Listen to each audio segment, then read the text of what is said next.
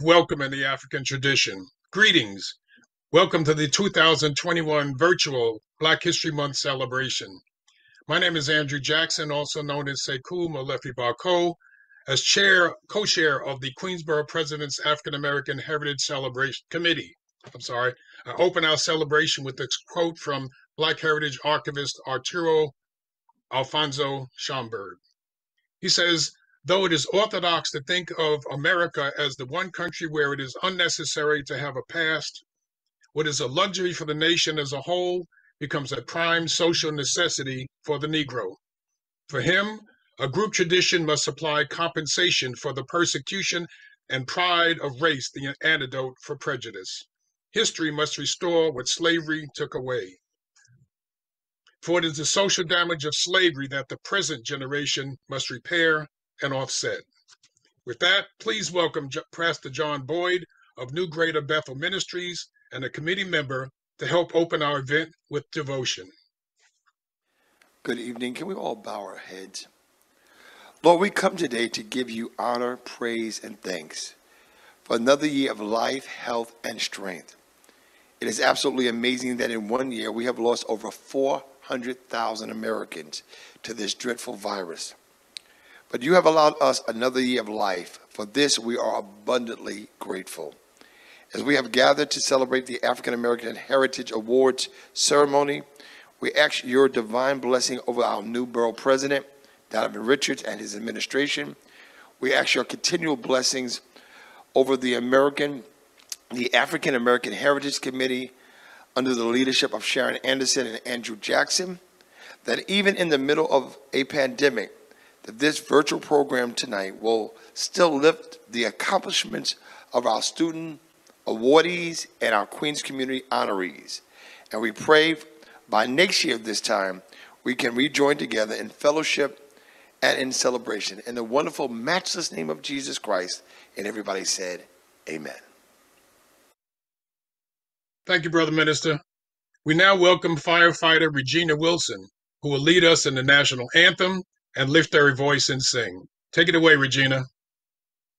Oh, can you see by the dawn's early light what so proudly we hailed at the twilight's last gleaming, whose broad stripes and bright stars through the perilous fight o'er the ramparts we watched were so gallantly streaming, and the rocket's red glare, the bombs bursting in air, gave proof through the night that our flag was still there. Oh, say does that star-spangled banner yet wave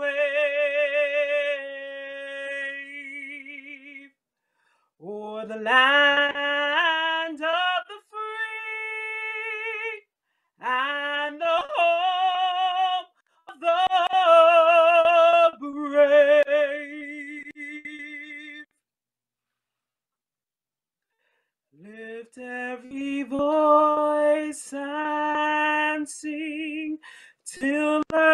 and heaven rings with the harmonies of liberty.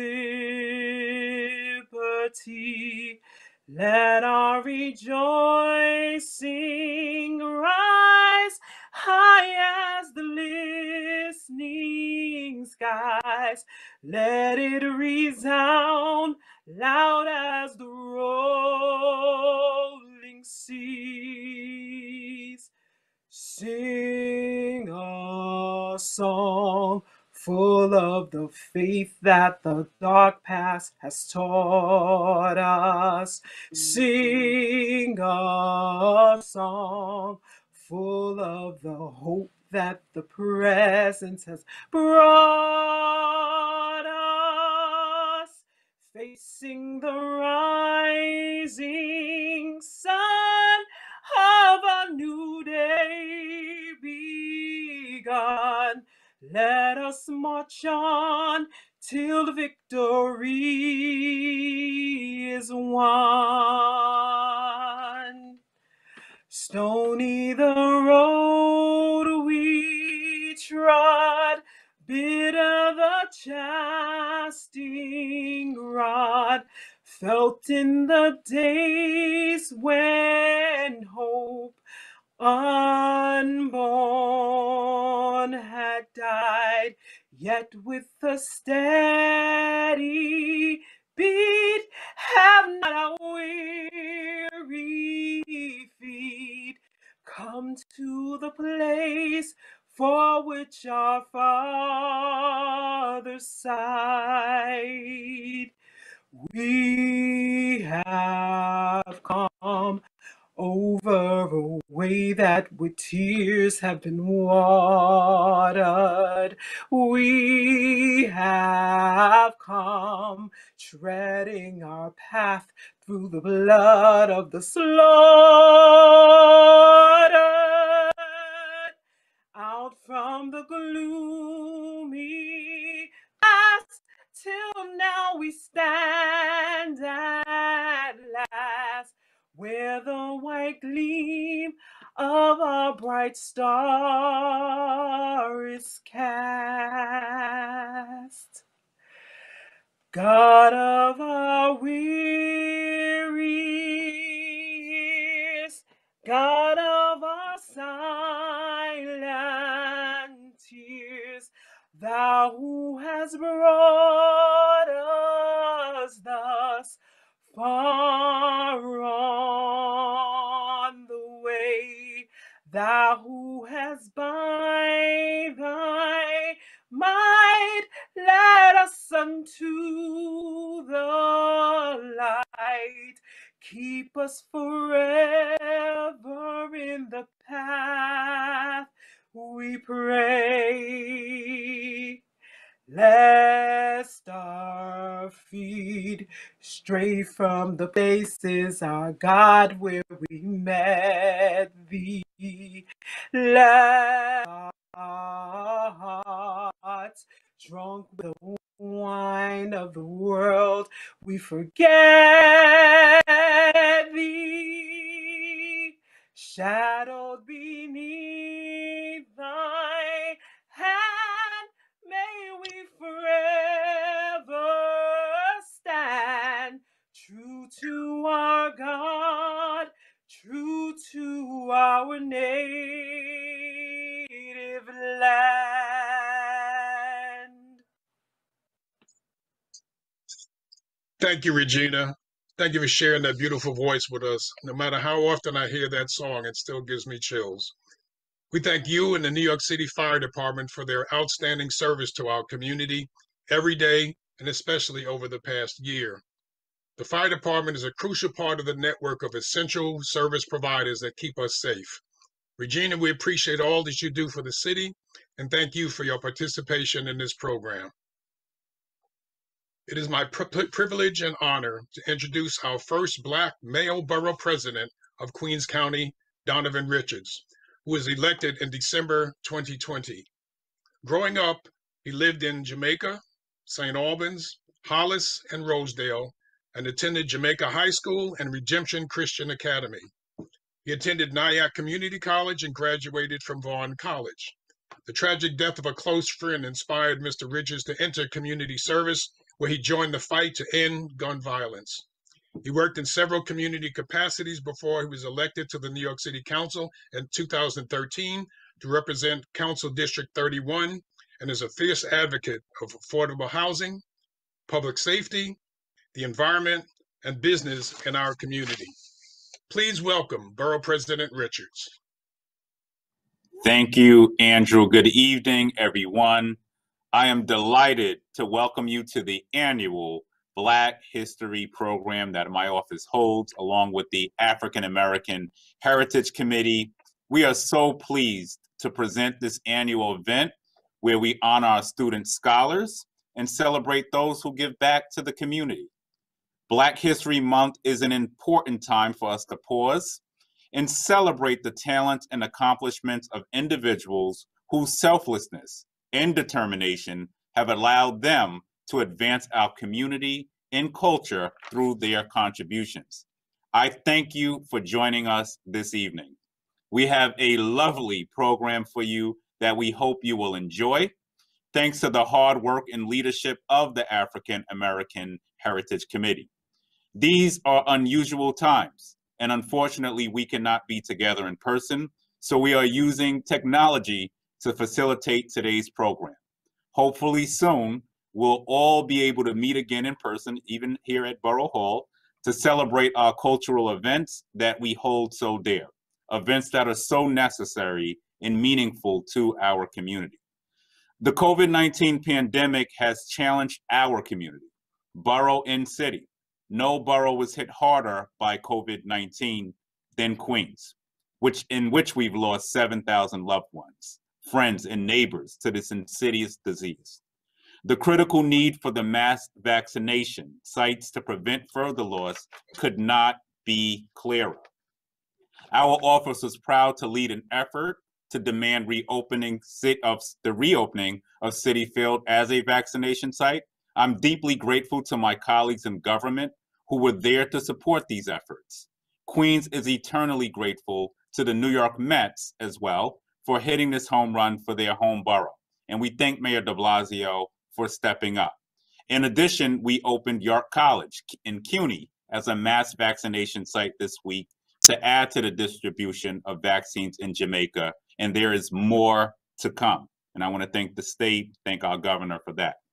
Let me start by thanking and applauding the leadership of our African American Heritage Committee, which is led by none other than the phenomenal Andrew Jackson as the chair, Cedric Dew, Pastor John Boyd. Sorry, I call it Cedric a pastor, but it's actually Pastor John Boyd, but I want to thank Cedric as well. Dr. Sonia Banks, Marc Haken, John Harrison, Harbachan Singh, and Rosalind Spigner, who all worked so hard to put this event together. I salute our 8 scholarship winners from 6 Queens high schools. I appreciate and applaud their tenacity and fortitude. Keep up the good work, and good luck to you as you forge ahead and take on new challenges. I also take this opportunity to thank our event sponsors. Without them, this program would not happen. We thank Con Edison, Resorts World Casino, New York City, Queens Alumni Chapter of Delta Sigma Theta Sorority, and our community partners, Greater Jamaica Development Corporation, AtLed Incorporated, Jamaica YMCA, New Greater Bethel Ministries, and Manisha Franklin of Empire Blue Cross Blue Shield Health Plus for their contributions.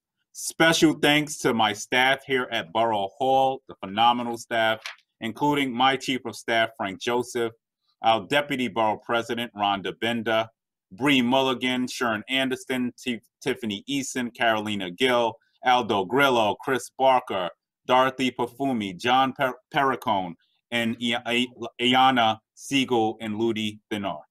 The celebration of Black history is significant and meaningful to our community, whether it was the leadership of Dr. Martin Luther King Jr., Rosa Parks, or Frederick Douglass, individuals who paved the way to today's triumphs, or the more recent Shirley Chisholm, or Helen Marshall, individuals who helped safeguard our culture, forge a path to equity, and on whose shoulders we all stand today.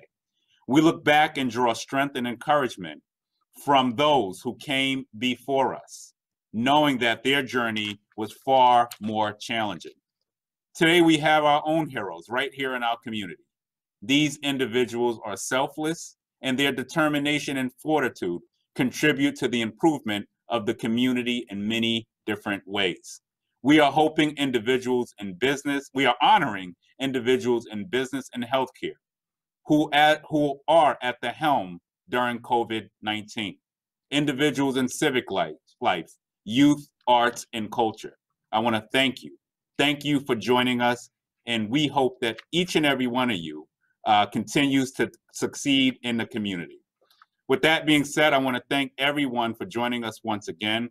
I am now delighted to introduce the 77th Lieutenant Governor of the state of New York, Kathy Hochul, to bring greetings. Thank you. Hi, I'm Lieutenant Governor Kathy Hochul. I want to take a moment to share some reflections on Black History Month. From social justice and immigrants' rights to suffrage and human rights, Black History Month embodies both the struggle and the strength of the past. But more than just pausing every February to honor those who fought for equality and justice, we must actively carry on the work that began in many ways in our own state. Yes, New York is where it happened. It's where the Niagara Movement, which later became the NAACP, was launched. It's where abolitionists and suffragists, Sojourner Truth, was born. It's where Harriet Tubman made her home for half a century and was relentless in her fight for equality. It's where Frederick Douglass used his exceptional oratory skills to win support for the cause of freedom. It's where Dr. Martin Luther King spoke of his reaffirmed belief in nonviolence after a failed assassination attempt on his life. And it's where Shirley Chisholm broke gender and racial barriers in her quest for the presidency. The legacy of transformational activism lies in our state and is an enormous point of pride for all New Yorkers. But this pride in our past does not blind us to the failures of the present. We still see the ugliness of racial discrimination and injustice. We still see more Black women dying in childbirth. We still see more Black patients dying from COVID. And we still see more Black men dying with the knee of a police officer on their neck. We just ended a year of tremendous pain for Black Americans. The dual trauma of COVID-19, which disproportionately impacted people of color, and simultaneously the trauma of viewing the gut-wrenching televised images of murders of innocent Black men like George Floyd, and the other tragic stories of Black lives senselessly revealed during the Black Lives Matter protest across America. These revelations, long known in communities of color, shocked the conscience of white Americans who could no longer close their eyes to the harsh realities captured on video. They are finally waking up to the reality of living in two Americas, one Black and one white. The outrage we see in response to racism and discrimination is the start of a re-energized movement. People of all backgrounds coming together to use their voices to demand change. This national uprising for racial justice puts a bright spotlight on the very injustices Black people have suffered and faced throughout history. Instead of denying these parts of our history, we must vow to acknowledge it and ensure that it will never ever happen again. Last summer, Governor Cuomo launched a statewide effort to expose and eradicate the systemic racism roiling beneath our criminal justice system and force police departments and communities to work together toward a common plan. Those plans are due next month. Meanwhile, we believe that justice demands that Black and Brown communities hardest hit by the pandemic must be among the first communities to receive life-saving vaccines as guided by our Health Equity Task Force all across the state. Yes, I think my former colleague in Congress, the great John Lewis, is right when he says we must find a way to get in the way. New Yorkers are doing just that. As we celebrate Black history, we also look to the future. And whether generations together in the future will agree that Dr. Martin Luther King What he said was that the arc of the moral universe is long, but it does bend toward justice. Whether or not that becomes the reality of the future is no longer up to Dr. King. It's up to all of us. Thank you. Thank you, Lieutenant Governor Hochul. And now we'll hear some brief words from our former Commissioner of the Department of Sanitation, KATHRYN GARCIA. I want to thank you, Mr. Borough President, a history maker, as the first African-American Borough President of Queens, and the African American Heritage Committee for inviting me to be in community with you all today. I also want to acknowledge Brooklyn's own Attorney General, Tish James, a trailblazer as the first Black woman to hold statewide office, who you will be hearing from in a moment. And I will say, someone who I knew worked on her first campaign for City Council many moons ago. It would be an understatement to say that the last year was difficult. The COVID-19 pandemic, the senseless killing of unarmed Black people by the police, the ongoing crises of hunger, homelessness, and economic inequality all came to a point showing the country and our city how deeply unequal we are. Like many of you, I didn't need to see the senseless deaths and suffering in the news to understand how unequal our country and city are. I just needed to look at my own family. I was adopted and grew up in a multiracial household. 2 of my siblings are Black, and I saw how, despite us growing up together around the same kitchen table, society treated us profoundly differently, solely based on the color of our skin. As Black History Month comes to a close, I am reminded that Women's History Month is about to begin. I am keenly aware of how hard it is for all women, but particularly women of color, to thrive, which is why I'm so honored to be at this event with a true leader, not just for the Black community or women, but for New Yorkers in general, Tish James.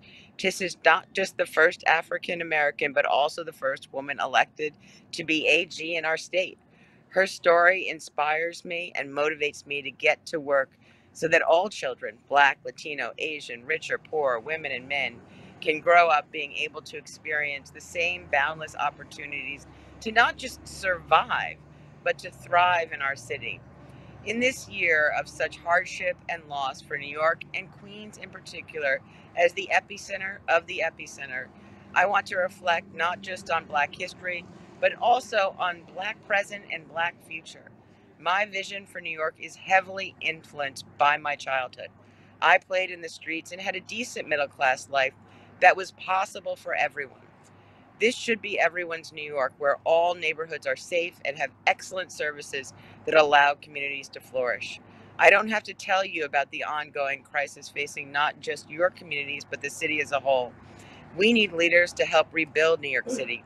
People who have dedicated their lives to public service and who are willing to work on behalf of New Yorkers without seeking praise or flattery. People who will work needed to bring bright futures for all families. I am honored to be surrounded today by 2 leaders, Borough President Richards and Attorney General James, who exemplified just that. Together, I know we can move our city forward. Thank you again for inviting me, and I look forward to the program. All righty. Thank you so much, KATHRYN. Now I'm delighted to celebrate and introduce my good friend, Letitia James, the first elected female African-American Attorney General for our great state of New York. Attorney General James was elected to her position in the 2018 general election. New York State Attorney General Letitia James served as the public advocate for New York City from 2014 to December 2018. She served in the New York City Council District 35 from January 2004 to December 2013. And prior to that, she worked as a public defender at the Legal Aid Society. Attorney General James also held leadership roles in the New York State Assembly, in New York State Assembly, in New York Attorney General Eliot Spitzer's office. Attorney General James is a fierce defender of the people of New York. I welcome Attorney General Letitia James to the 2021 Black History Month program. Good evening, and thank you all for being here. And thank you Queens Borough President Donovan Richards, for having me here for this important and exciting moment. We can talk about the very attributes of Donovan Richards all day: his empathy, his compassion, his leadership. But at the end of the day, we all know who he is. And we know that as Queens Borough President, he continues to give us his all. To the families and supportive familiar figures that are here, cheering on these talented young folks, your effort is celebrated today too. You play an important role here, and your efforts are also being highly valued tonight. I'd like to turn my attention to our student scholars and community leaders that we are recognizing today. 6 of you are being recognized for your community service, for your commitment to becoming the best that you can be. Rafia, Olivia, Fatima, Evilis, Dia, and Marwa. You are the generation our nation is depending on to get America back on track and to solve our most pressing problems. From the existential threat of climate change to the impact of new technologies and the changing nature of work, to the scourges of racism, discrimination, income inequality, and to combating hate. We need your minds. You have also encountered unique challenges this year due to the COVID-19 pandemic. You have persevered despite living in one of the most affected areas in the entire country. I applaud you. The application process for this award was not easy, and you ascended over 100 other applicants with similarly impressive backgrounds themselves. Congratulations. I'd like to acknowledge the African American Heritage Planning Committee, who raised the scholarship money being awarded to these outstanding students tonight. The children are our future, and it is up to us to ensure their success in any way we can and to show them the way. As community stakeholders, you bear the responsibility of fostering that message, and we see that weave its way through this ceremony tonight. As we continue to celebrate our heritage as Black Americans, I'd like to take this opportunity to celebrate the countless contributions that Black Americans have made to the state and to this country. That notion cannot be made clearer than by taking a look at the strides we have made. Whether it is in the arts, government, business, or law, Black Americans have forever changed the course of this country's history for the better. Black men and women are now serving as mayors and governors, CEO, President of the United States, and now Vice President of the United States. A government by the people and for the people now looks more like the people. We see that presence flourish into top leadership roles in our government being held by Black women and men for the first time. But as much as this month is a celebration, it must also serve as a moment to reflect on our difficult history and continuing struggle. Our reflection on the past should serve as a reminder that where we come from is not where we are going. To the young people here today, as you enter these very formative years in which you decide what you will dedicate your lives to, I want you to remember to dream big. For many years, it was illegal to keep us small, to send Black children to schools that lacked resources and deferred many a dream. The opportunities that are available to you today are a direct result of the Black struggle for equality.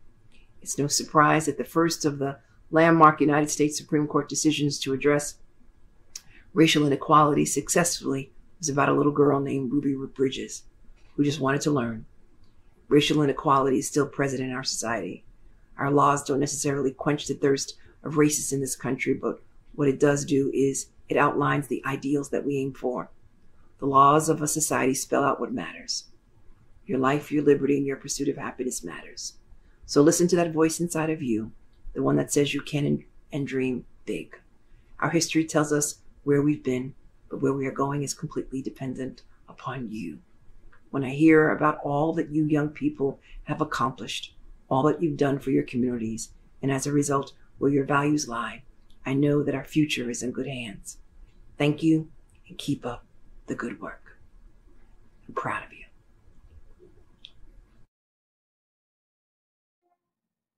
Thank you so much for those words to our groundbreaking historic AG, Tish James. Thank you for all that you continue to do to make our state greater. And also make our community so proud. So thank you so much. I'm now going to turn this back over to Andrew Jackson. Thank you, brother. Thank you, Brother President. Each year, the African American Heritage organizes and executes an online scholarship program open to graduating Queens High School students. Our students attend local New York City public high schools and did an outstanding job getting their applications and transcripts in on time and performed admirably responding to questions that demonstrated their intelligence and knowledge of Black History and Black History Month. 8 finalists were selected out of 120 applicants, and each will receive a $1,000 scholarship. Thanks to the generosity of our corporate sponsors. These are our future leaders.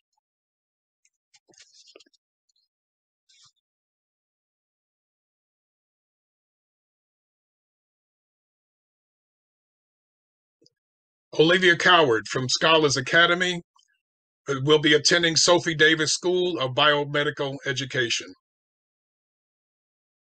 Marwa Saeed, Forest Hills High School, will be attending New York University. Daya Khan, Queens Gateway to Health Sciences Secondary School, will be attending Barnard College. Ivelez Hernandez of Forest Hills High School will be attending Stony Brook University. Rafia Ayini, attending Thomas Edison Career and Technical Education High School, will be attending Tufts University. Marissa Desir from the World Journalism Preparatory School was going to be attending SUNY University of Stony Brook. Yasmin Straker of Forest Hills High School will be attending the University of Albany.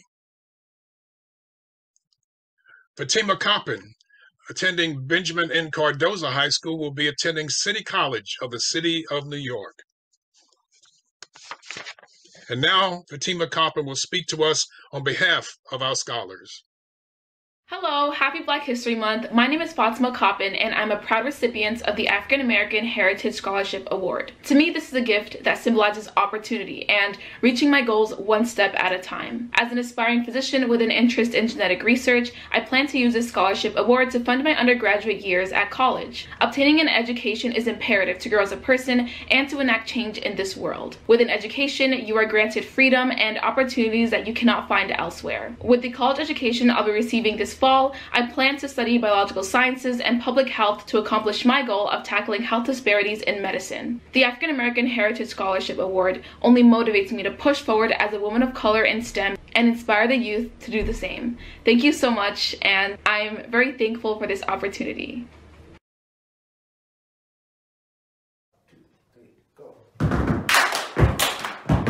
Chest.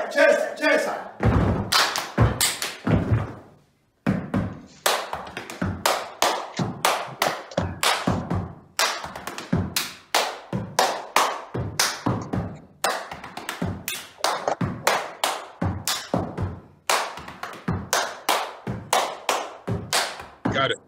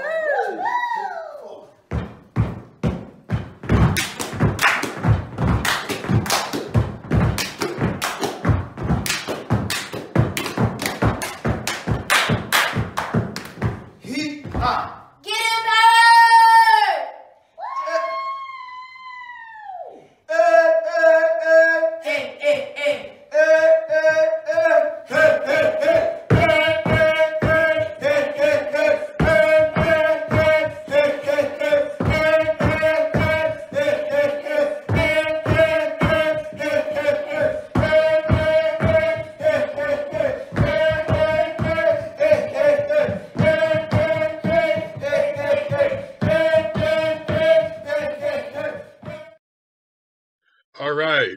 Now we're going to be graced with a poem entitled No Fear by Janelle Boyd. My name is Janelle Boyd, and I'm going to share with you a piece that I wrote called Fear. Fear. It's the disease of the mind. It cripples your ability to move by stealing hope away from you. You see, hopelessness makes the heart grow weak. It's the giving up that causes death of the dream, and it all starts with fear. People wonder how you get it. Well, It comes from the whispers in your ear. You know, the ones who tell you you can't do it, and the ones that tell you you will lose, and the ones that tell you that your time has passed, and the ones that tell you that you're dreaming too big, and the ones that tell you that your faith is just a fantasy. See, those are the lips of the needle that injects the fear into your veins, a straight hit to your brain and directly to your heart. You see, that's where the disease begins to make its true start. Because you believe the whispers in your ear, you started to say them. They didn't even have proof, but you still took someone else's opinion and you made it your truth. You took someone else's insecurities and secured yourself in them. And they became bars. Bars that locked you in. You see, they couldn't see you succeed and leave them. It was okay as long as they were higher than you. So they locked you in bars to keep you around. They didn't want you to be above them. They rather give you hand-me-downs. And those are the things that change your mindset, making your focused tunnel vision widespread, and your hope begins to drain. Your dreams start to look so far away when the other morning they were right in front of your face. But there's a cure. See, the same way that we let fear in is the same way that we let it out. With words. Why? Because words leads to thoughts, and thoughts lead to actions, and actions set your future. So now it's time to take fear out of this mental mixture. We're going to take it out the same way that we let it in.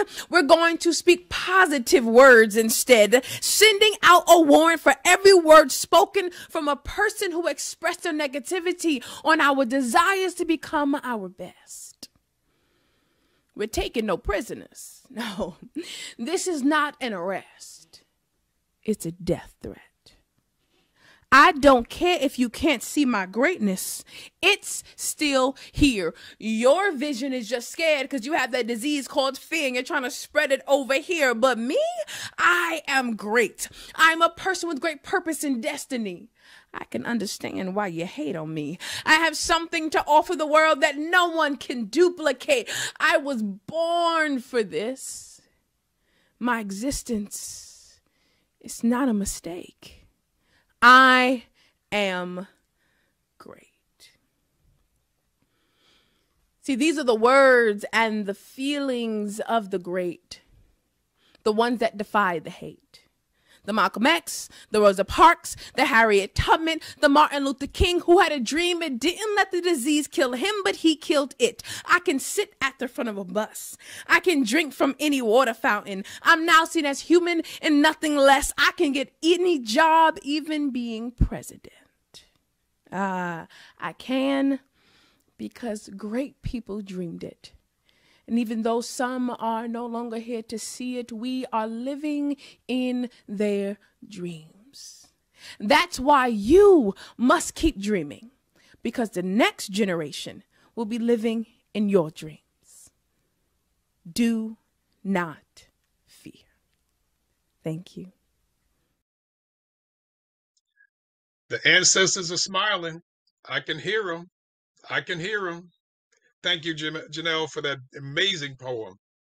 And now we have a musical selection from Kareem Headley of Joe's Academy of Music, who will perform a rendition of Hallelujah.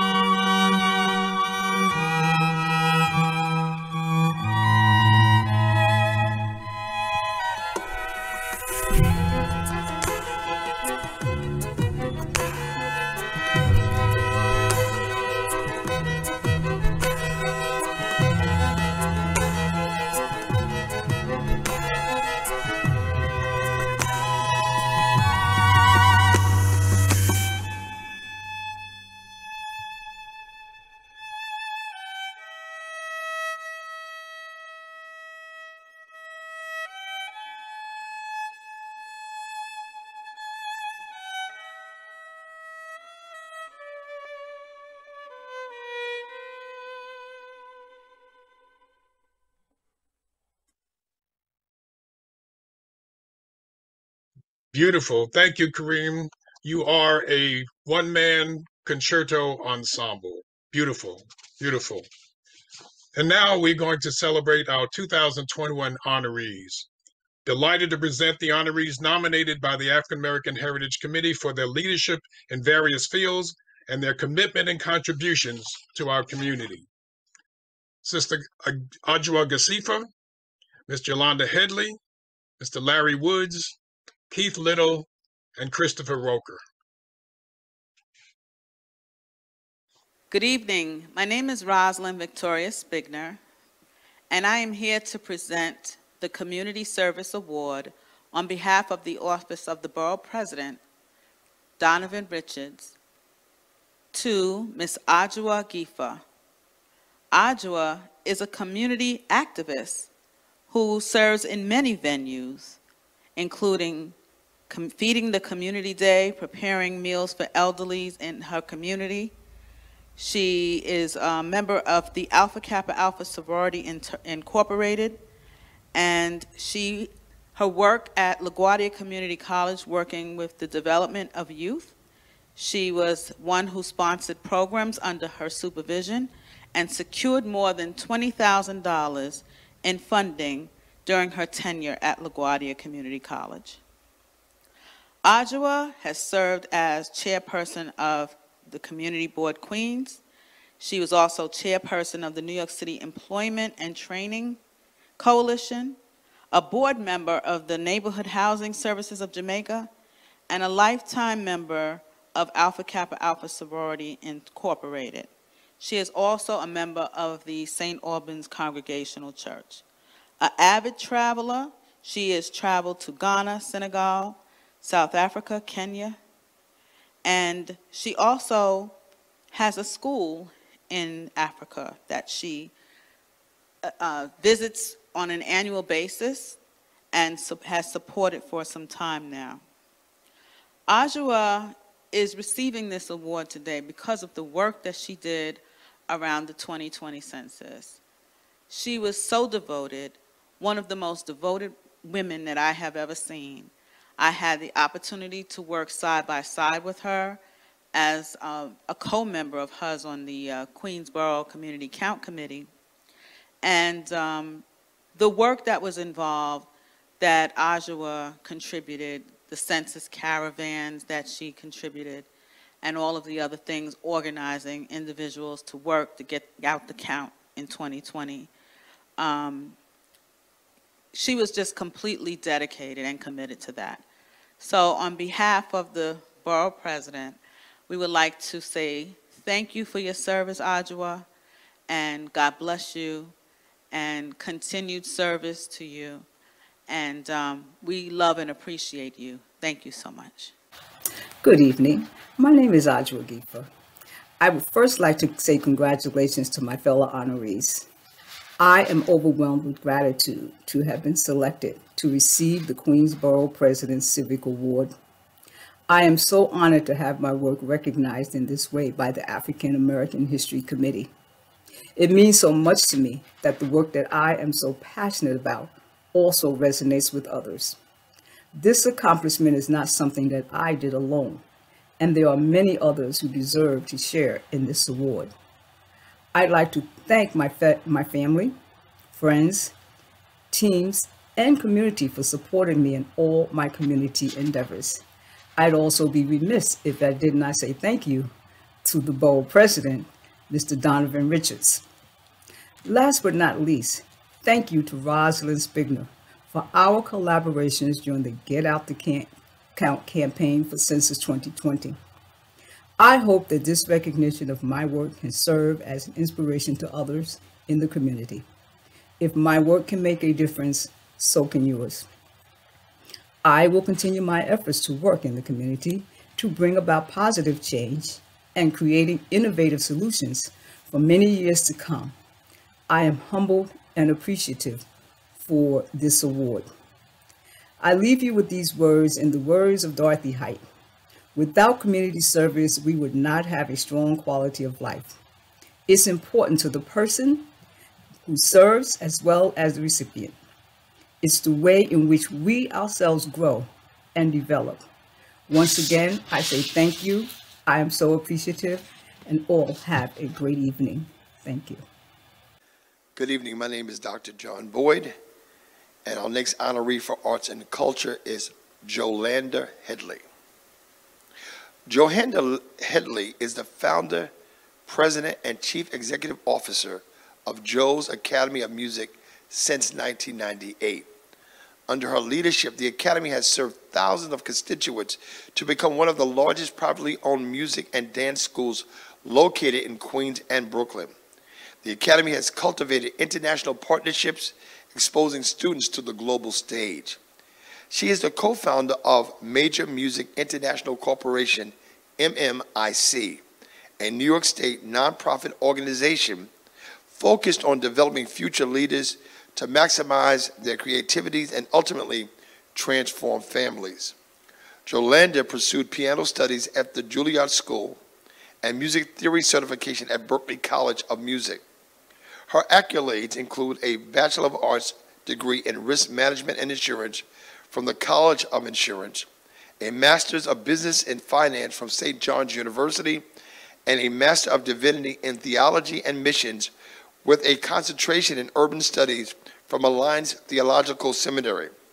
Currently, she is pursuing her doctoral studies in global leadership in the Alliance Theological Seminary. She is most passionate about the intersection of philanthropy, entrepreneur, and leadership.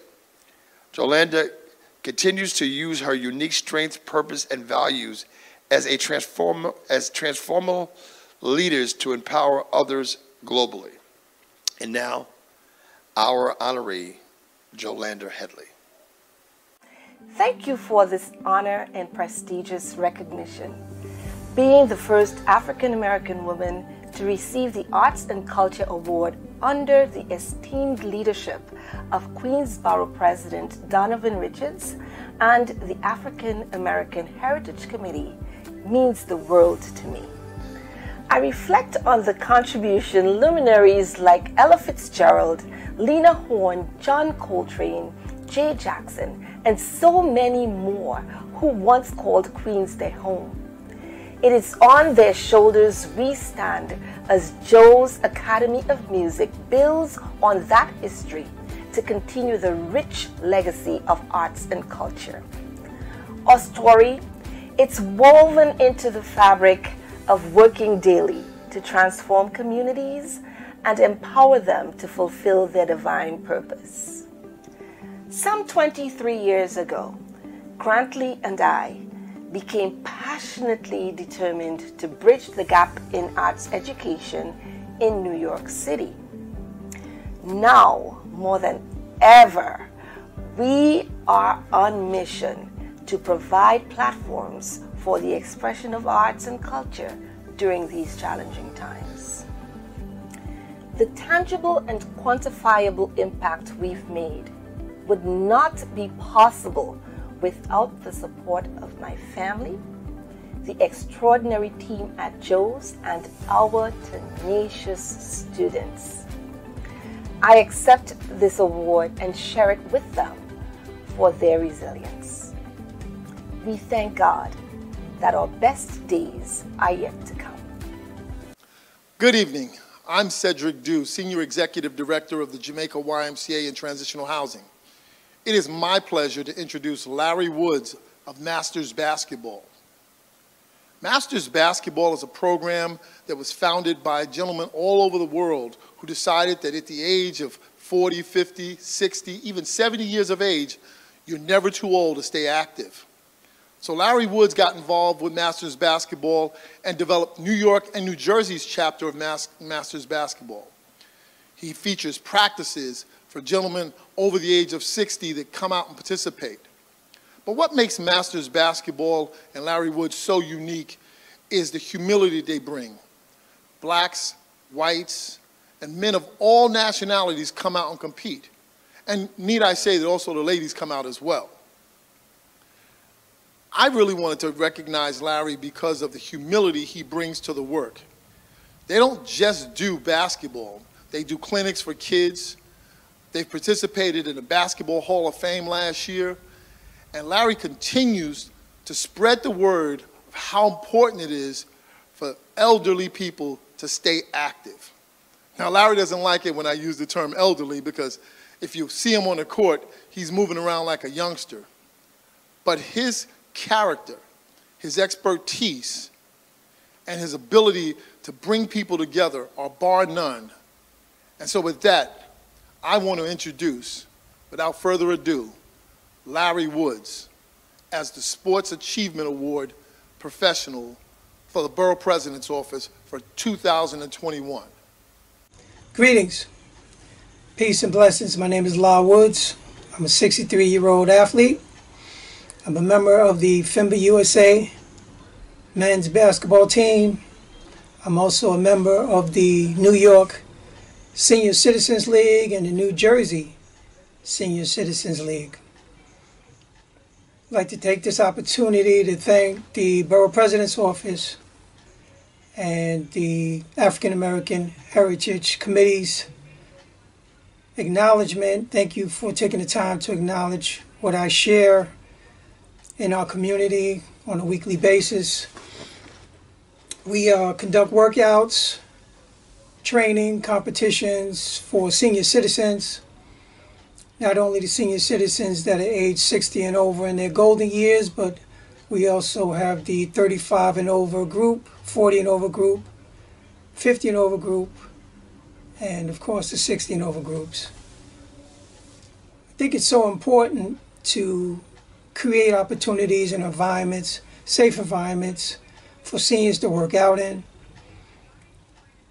train, not only basketball, but swimming, pickleball, softball, just having opportunities to get up off the couch, work out, challenge yourself, and build strong immunity systems. Interesting times we're living in, many challenges with a global health crisis taking place. So even more important that we find opportunities to continue to work out and challenge ourselves and get out and break a sweat. And as we always work so hard to improve our communities, to make sure it's all good in the hood, Black Lives Matter, crack is whack, make sure we dunk the vote, each one teach one, and frontcourtmasters.com. Just trying to find creative, positive opportunities to share. And it's basically, at the end of the day, it's adult supervised recreation. And I look forward to partnering with anyone out there that would like to help us create these environments where our seniors get an opportunity to work out and improve the qualities of their life. Thank you all so very much. Peace and blessings. Good evening. I'm Marc Haken, and I'm a longtime member of the Borough President's African American Heritage Month Committee, and I am the chair of the Youth and Education Committee of Community Board 8. In 1960, President John Kennedy, at his inauguration, said, "Ask not what your country can do for you, ask what you can do for your country." Keith Little adopted that as his mantra. And for his many years working in the social service area, he has adhered to that mantra. He has worked in private agencies, he has worked for the city, he has worked for the state. Working for the state, he worked for the New York State Office of Mental Health. He served as Associate Commissioner and Deputy Director of the Office of Management and Health, Medicine and Health, where he was responsible for the oversight of state operations. He served for a number of private social services agencies, including the Jewish Board of Family and Children's Services and the New York City Department of Health. His over 30 years of community service has been primarily with our youth in housing, substance abuse, foster care services, Juvenile Justice Services. It is my honor to award to Keith M. Little, President and CEO of the SCO Family of Services, the Borough President's African American Heritage Month Committee's 2021 award in the area of civics. And we're all so proud to do this. Good evening. I'm Keith Little, President and CEO of SCO Family of Services. I'd like to take a moment to thank the Queensborough President's African American Heritage Committee for this incredible honor and accept on behalf of over 3,800 employees of SCO. I could not accomplish the work that we do at SCO without thanking my SCO team. I'm grateful to each and every one of them. At SCO, we have been committed to collaborating with New Yorkers for over 25 years. With over 50 programs operating in Queens, SCO works with children, youth, families, and communities by providing supports to build foundations for our clients to thrive and to recover. The pandemic has highlighted the systematic inequities that have defined our lives for far too long. SCO is committed to addressing these issues internally and in our communities. Thanks so very much for this honor. Good evening. My name is Harbachan Singh, and I am a member of the Borough President's African American Heritage Committee. Christopher Roker is the Chief Officer at the New York City Hospital, Health and Hospital Corporation, and Chief Growth Officer at this largest public health system in the nation. He is totally immersed in handling the pandemic situation, both in terms of handling inflicted patients and the delivery of vaccines. Prior to his current post, he served as CEO of the Queens Hospital Center. During this time, I had the pleasure to work with him as first Vice President of the Community Advisory Board of the Queens Hospital Center. I am proud to say that during his watch, Queens Hospital received a Most Improved Performance Award, and the hospital was recognized as a high performer in the treatment of heart failures patients by the US News and World Report. It gives me great pleasure to give this Borough President's Outstanding Business Award to our dear friend, Chris Rocker. Hi, everyone. I just wanted to thank Queensborough President Donovan Richards and the African American Heritage Community for presenting me with the Business Award at this year's Black History Month celebration. I also have to thank my staff, my former staff at Queens Hospital, Dr. Moshepour, Dr. Harvey, Dr. Pollard, Dr. Holson, Dean, all of the staff that's there that is currently serving the community and continues to serve the community.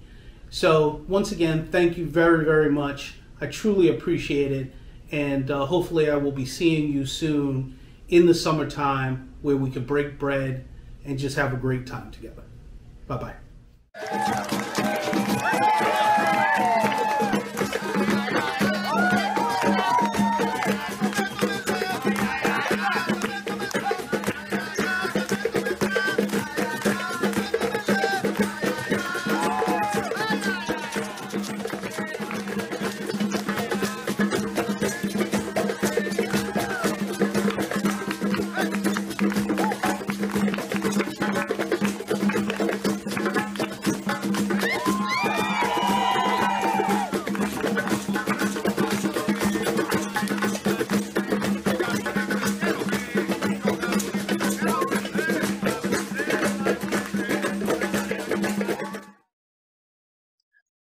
Thank you, thank you, thank you. Now we're going to have community presentations from three of our members. Ms. Rosalind Spigner will be speaking on political engagement. Dr. Sonia Banks will be speaking on Black family mental health. And Ms. Melva Miller will be speaking on economic wealth and development. Hi, my name is Rosalind Spigner. I'm a Queens community and political activist. I'm here to speak to you today about civic engagement. I have three brief topics that I'd like to speak to you about. The first, why voting matters. Your vote is your voice, and voting is often taken for granted here in the United States. We vote in much lower numbers than compared to other developed countries. American youth have one of the lowest voter turnouts in the world. We still have marginalized groups such as women and African Americans. They haven't always had the right to vote, and laws are still trying to silence their voices. Citizens around the world don't always have the freedom to appoint their leaders, but we do. And do you know that a single vote can make or break an election? The second topic is how to influence policy and legislation. Legislation is passed in the legislature by a vote from elected officials. Policy is written by unelected public servants. If you break a policy, there are no legal or criminal consequences. If you break legislation, you are potentially liable for criminal or civil damages. Policies flow from laws and legislation. Legislation is the what, and policy is the how. The final topic that I'd like to speak to you about is government accountability. And it is necessary to hold our government accountable. It is the most important part of any organization. It is especially important in local government. Governments must responsibly use their resources to provide the services that meet the needs of constituents. Most of all, governments answer to the people that they serve. Creating a culture of accountability improves morale, increases effectiveness, and protects against liability risks. However, ultimately, government accountability is about maintaining the trust between government officials and citizens. Thank you very much. I hope that you enjoyed this brief civic lesson. Have a good night. Hello, my name is Dr. Sonia Banks, and I'm a clinical psychologist. I have the honor and privilege of bringing you a frame to consider your mental health today. We are in a global pandemic, and we are really facing all kinds of threats, both real and imagined, that impact our mental health. As women, we are used to being in multiple spaces and places and challenging ourselves to live out and fulfill our dreams and actually support others in fulfilling their dreams. But right now, what we are noticing and coming to understand through a lot of discernment is that we are not only vulnerable, even though we can be amazing in our resilience, we're not only tested day in and day out around triggers for our trauma, even though we are in an amazing space to be able to reach and expand our capacity. But we're also struck by how our own beliefs and values and expectations, our assumptions, which we call silent agreements, have come to evolve or sometimes dissolve into a way of knowing ourselves that has caused pain.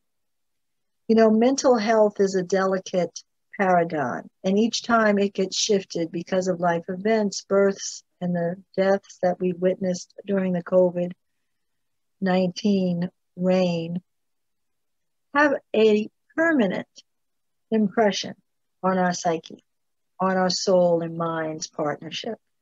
And so we have to think very carefully as women about how we position ourselves each and every day and extend ourselves, because we have to always take into consideration that we come to whatever setting any day of the week already having spent or shared or exposed ourselves to various encounters that are leaving us wanting, leaving us in a spot of indecision, and even sometimes leaving us in places that we don't recognize. And if you're not recognizing who you are right now, because you're showing up differently, if you're feeling like you're vulnerable, it's true. It's because you are. And it's not painting this in a broad stroke of despair, but rather saying that it's normal to some extent to be feeling all of these things during a COVID-19 pandemic. As a brown woman or Black woman, your stressors are experienced differently. And so you come in often not quite knowing exactly how the world is going to receive you.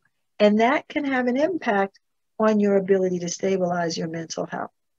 So I'd like you to think about what has impacted you and how have you managed during these last 10 months to balance that scale, to hold the polarity between your beauty and your brokenness. And notice that the communities caring for you or your ability to engage has probably shifted. If it's either sustaining you more or less, it makes sense. And I know it sounds like a paradox. Well, which one is it? It's actually both. And so I ask us to consider and understand more about our roles right now. Our roles as women, just women, without our titles as leaders, without our titles as community change agents or caregivers, sisters. It doesn't matter when your soul is bleeding, when your mind feels fractured, and when your body is tired. Those titles and labels are not going to do it for you. What you're really needing to consider is what you need to hold on to. No doubt the beliefs that became stronger and the ones that held you are the ones that you have always relied on, whatever that belief system is. And that is what your first noticing is. What have I clung to during this traumatic period? What has kept me through the dark nights and allowed me to feel strong when I thought I was weak? What value do I own that keeps me waking up every day in joy and in some modicum of peace, even though I don't know what tomorrow will bring? How am I shifting my heart and my mind and those of my communities of practice, the groups that I still sit in, the friends that I call, the families that I support, either with materials or with my thoughts? Where is that power coming from? And I submit to you that if you notice how your beliefs and values are shoring you up like a scaffold to your mind, then you're practicing the art of supportive cognitive functions. You're using those thoughts, you're using those memories, you're using those pathways of care to hold you right now. We have one life. And I ask that whether we think we're coming to the end of it or whether we've just started it, whether we noticed our childhood is where we think we began our life, or if we say, I didn't start living till I was 50, that we honor and protect water and feed that root. As our youth poet laureate reminded us, that the hill be the place that we climb in our own hearts, I'd like to add, and in our own minds, so that we can bypass, put a tunnel through, or build a bridge around anything that we considered adverse in our lives. Good evening. My name is Melva Miller, and I am the CEO of the Association for a Better New York, and I am so grateful to join you this evening and to the Borough President's African American Heritage Committee for inviting me to address you. Now, when we think about the moment of time we're in, and we think about how COVID-19 has laid bare to the underlying racial injustices and disparity within our city, it is clear that we all need to think about recovery. And as we struggle to recover, it's important to ask one question: where do we go from here? As we think about the health disparities and racial injustice, one thing is clear: we cannot be successful if we simply get back to normal. Normal has not been working for too many New Yorkers for far too long. The full recovery of Black communities will depend on the meaningful participation in the recovery's planning, implementation, and oversight of any intervention. The people who need to benefit the most from economic wealth and development are the best people to shape its inclusiveness. And this is the Black agenda. This is how we gain power, equality, and participate in the economic recovery and sustainability of our city. For centuries, people of African descent in this country have struggled to participate in the U.S. economy. Now, how do we start to address this? First, we need to build generational wealth, and this generational wealth is just any asset passed down from one generation to the next. And we're talking about real estate, we're talking about stock market investments, we're talking about a business, anything which contains monetary value. For generations, Black folks have struggled to keep pace without this generational wealth. Now, there are deep-rooted explanations to why many Black families don't have this generational wealth, and this dates back to the Reconstruction period after the Civil War. But this must be part of the Black agenda. Another priority for African Americans, particularly in urban areas, need to be the participation in the revitalization of their own neighborhoods. The exclusion of Black, Indigenous, and people of color in the growth and revitalization of communities have often caused a stark difference in income and wealth attainment between the richest and the poorest residents. This is why Black people must participate in the revitalization of their communities. When true community and neighborhood revitalization happens, it increases access to employment, living wage jobs, healthcare, supportive services, community amenities, transportation, quality and affordable housing stock. These are the things we need. And this should be a collaborative approach that improves the quality of life for all residents, right? Now more than ever, we need this in our communities.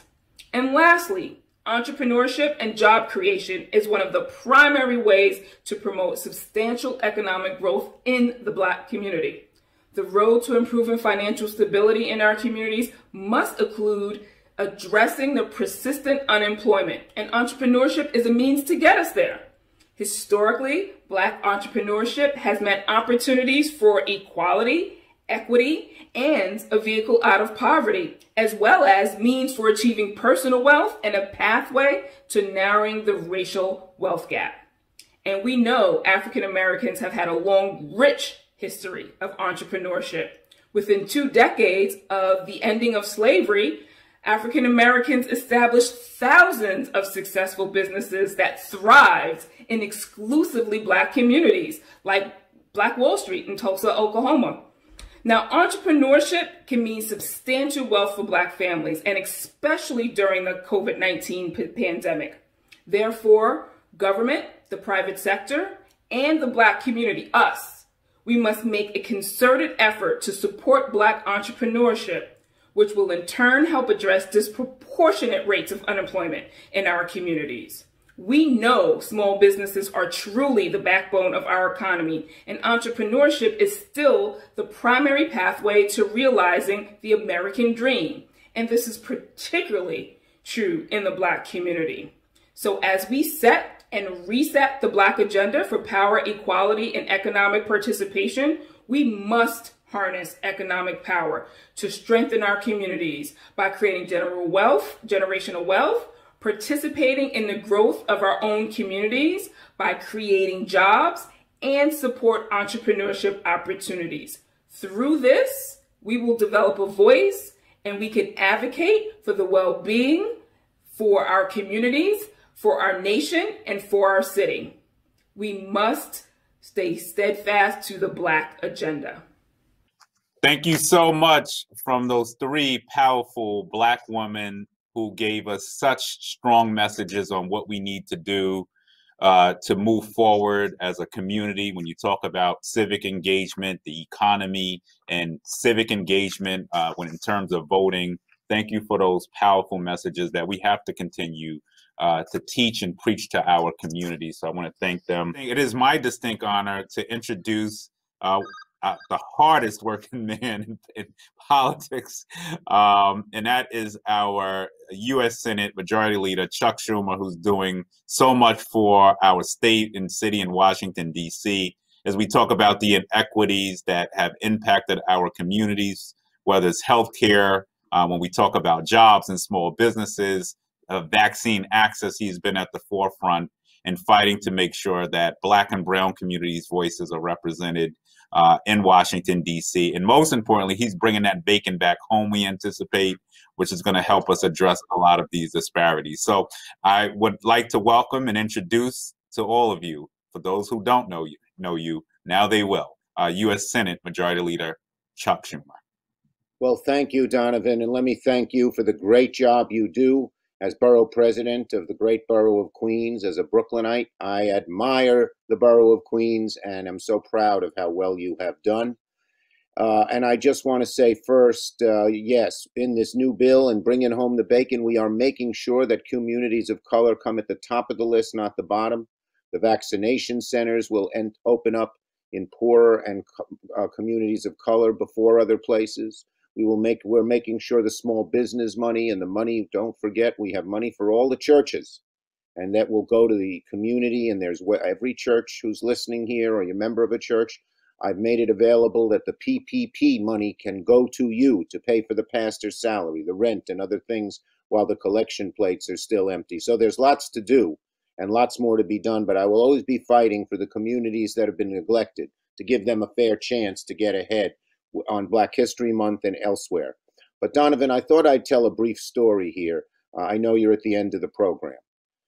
And this relates, it relates, of course, to Black History Month. So when I became senator, minority leader, head of the Senate, I instituted something called the Rooney Rule. The Rooney Rule says that, Art Rooney was the head of the Pittsburgh Steelers. He was a white guy, but he was a liberal, progressive. And he saw that all the football players were Black, and none of the coaches, managers, general managers, all that were Black. They were all white. So he said, in the future, in our club, any high job that has an interview, 1 out of 3 people has to be a person of color. You got to search out, find a person of color, and interview them. All of the NFL adopted it. It was successful. And now you see there are a good number of Black coaches and managers and general managers. So I instituted that in the Senate. Some people didn't like it, but I did. And I went further, a step further.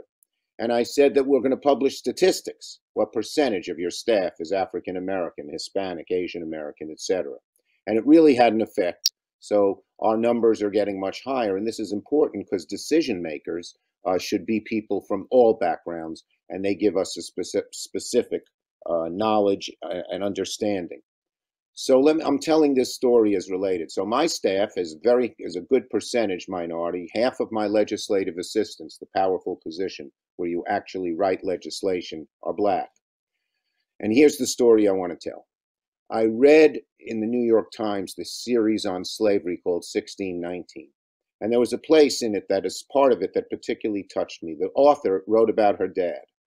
Her father was raised in the Mississippi Delta, one of the most bigoted places in all of America, one of the most bigoted places. He enlisted in World War II, fought in a segregated unit, and then would never go back to Mississippi. So he settled in Waterloo, Iowa, where they lived in a modest house, and he was a bus driver. Well, but every American holiday, he'd hoist up the flag in their front yard.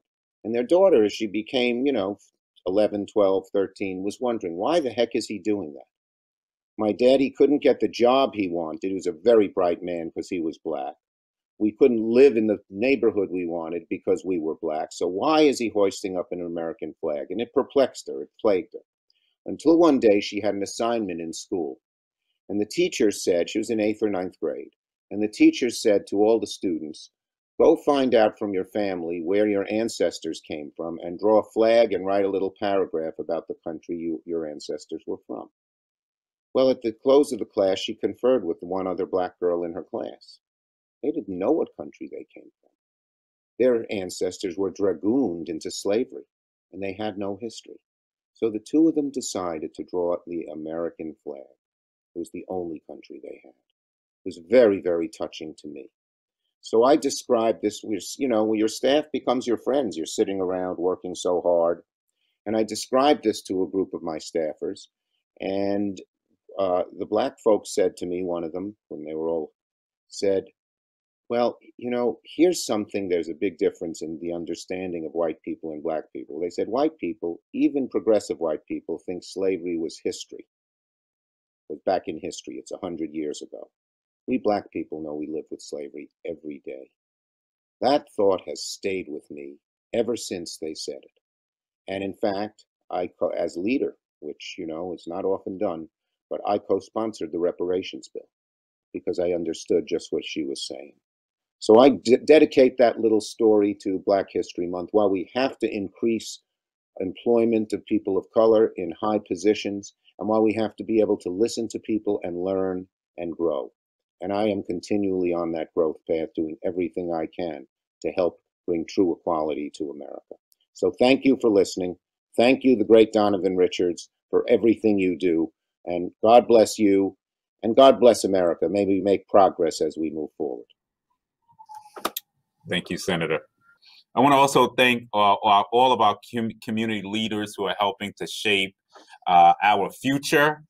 And we thank them for their contributions and for their support tonight. I want to also give a special thanks to singer, firefighter Regina Wilson, who led our national anthem and Black anthem. Thank you so much. Special thanks to our sponsors who are our stewards in our community. We thank you for your generous donations to our annual scholarship program. We appreciate the investment in our students, the future, and the support to our community. And I just want to go through them again.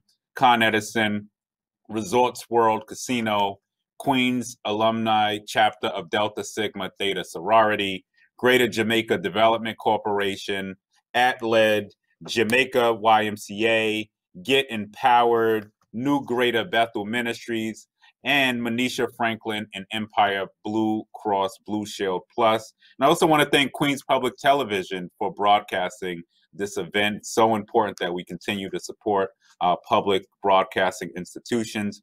And once again, I want to thank you all for joining the 2020 Black History Month celebration. I also want to thank my staff, and I'm going to turn it back into Andrew Jackson to close us out in a second. But want to thank Frank Joseph once again, Rhonda, Bree, Sharon Anderson, Tiffany Easton, Carolina Gill, Aldo Grillo, Chris Barker, Dorothy Pafumi, John Perricone, Ayana Siegel, and Ludi Thinner, and Susan Marchetti for all of their work in helping us get through this event and to make it a success. And I will now turn it back over to the one and only Andrew Jackson. And I want to thank you for hosting us once again and being a host for our event. Thank you. I would be remiss if we didn't include this Black History moment, where we talk about the Black inventors whose contributions to computer technology made this entire evening possible. Dr. Philip Emangual, father of the internet, a computer scientist who designed programs made up of microprocessors. Mr. Otis Boykin, inventor of electrical resistors used in televisions, radios, computers, and other electrical devices. Gladys West, mathematician who contributed to the development of GPS technology. Mark Dean, who played a key role in the development of color computer monitor. And James West developed the technology found in microphones used in the phones, camcorders, and hearing aids. For my closing remarks, I'd like to congratulate our borough president again and wish him wisdom, strength, and purpose as he serves the residents of Queens. Thank you to all the participants for your contributions to make this celebration as successful as it was.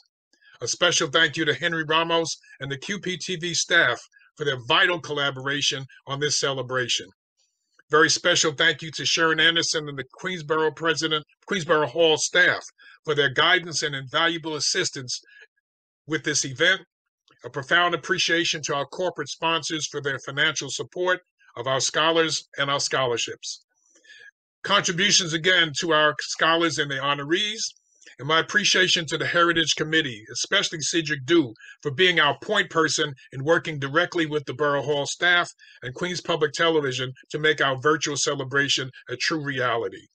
Finally, thank the audience, over almost 5,000 people across the country who joined us today from far and near. I hope you enjoyed spending this evening with us as much as we enjoyed presenting this celebration for you.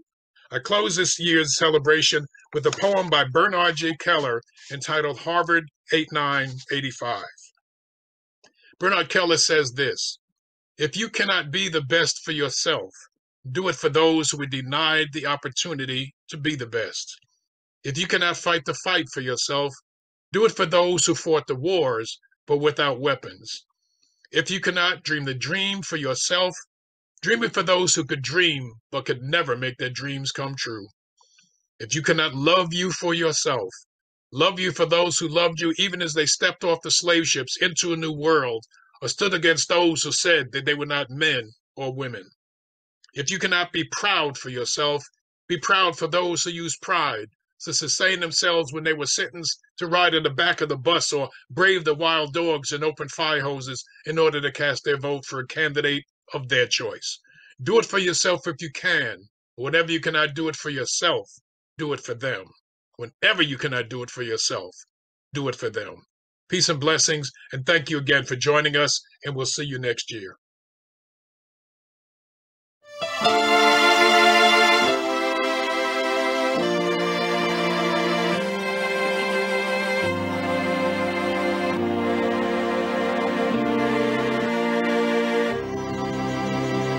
Go out and tell the story.